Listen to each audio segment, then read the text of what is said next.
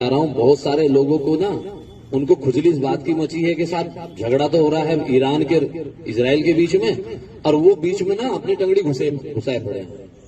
भाई अगर इतनी दिक्कत है तो आप बैठ जाओ जहाज में, जब जहाज लेने जा रहा है वहां ईरान में फंसे हुए भारतीयों को, तो जहाज में बैठ जाओ और चले जाओ और जाओ लड़ो ईरान की तरफ से, लौट के आ जाओ।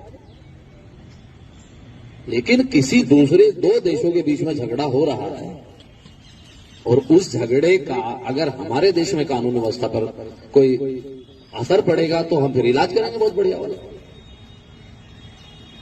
कहीं पर किसी भी प्रकार का किसी नमाज में, अलविदा की नमाज में या जुमे की नमाज में कोई भी किसी प्रकार के किसी देश के विरोध में, किसी के विरोध में कोई स्लोगन, कोई पट्टी, कोई नारा, ये नहीं होना चाहिए।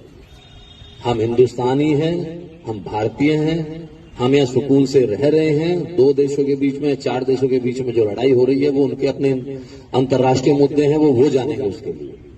लेकिन कोई आदमी आए, साहब 10 आदमी खड़े होकर छाती पीट रहे हैं, हाय हाय हाय साहब ईरान को मार डाला, ईरान को मार डाला। अरे भाई इतना वो है तो चले जाओ ईरान, इसको जाना।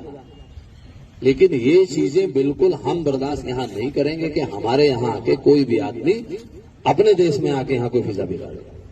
है कुछ लोग ऐसे, एक दो जगह, एक दो कस्बों में लोगों ने इस तरह की हरकतें की हैं। तो हम दूसरे की लकड़ी, जबरदस्ती की लकड़ी, अरे उनको लेने दो भाई, तुम क्यों ले रहे हो उनकी लकड़ी। अगर ईरान के और अमेरिका के बीच में कोई विवाद है या कोई दूसरे देशों के बीच में विवाद है तो वो अपना सुलझा रहे हैं।